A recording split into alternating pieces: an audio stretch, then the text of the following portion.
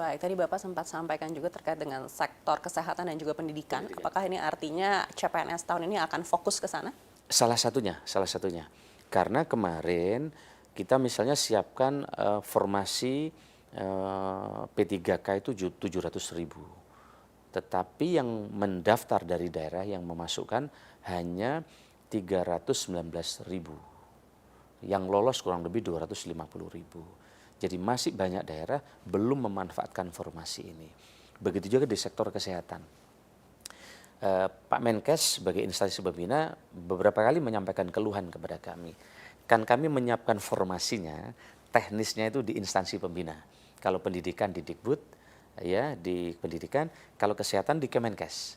Nah, Kemenkes sudah menyiapkan formasi bidan yang banyak dan tenaga kesehatan nakes. Tetapi daerah bukan ngisi formasi bidan dan nakes, tapi masukkan tenaga administrasi. Padahal yang dibutuhkan rakyat adalah pelayanan kesehatan, bukan administrasi. Inilah harapan saya ke depan teman-teman di daerah, para teman-teman kepala daerah, untuk memasukkan formasi seperti yang disiapkan oleh instansi pembina, sehingga kebutuhan rakyat tadi bisa segera teratasi. Nah, terkait dengan ini kan sebenarnya masalahnya bukan hanya soal kekurangan SDM. Teman-teman di luar Jawa, terutama di daerah NTT, Papua, Maluku, kami banyak sekali dengar bagaimana mereka kekurangan dokter, bagaimana mereka kekurangan nakes dan guru. Nah, setelah kita lihat, kami laporkan ke Bapak Presiden, problemnya ini bukan hanya kekurangan orang. Formasi penempatan orang udah kita siapin, merata ini. Bapak Presiden telah menyiapkan di Papua, NTT, Maluku. Nah, sayangnya setelah mereka diterima di situ dengan berbagai alasan, lewat ABCD, mereka minta pindah ke kota.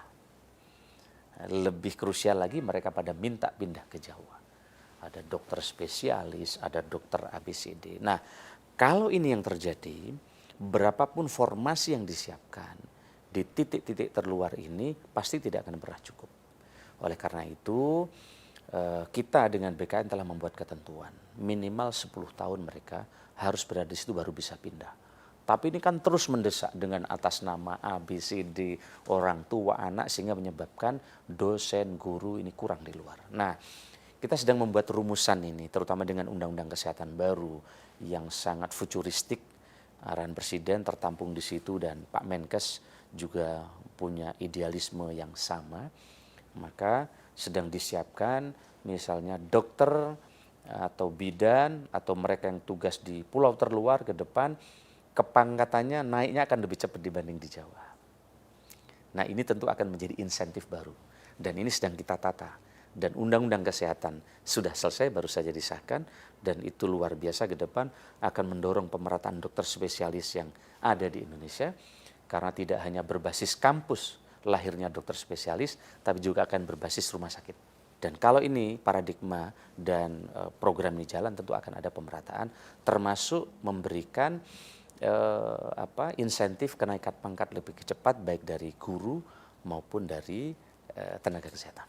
Jadi ini beberapa skenario untuk mendorong pemerataan ini, Bapak Presiden menyiapkan skenario yang luar biasa, bukan hanya di PP, tetapi juga ini menjadi komitmen yang ada juga di undang-undang.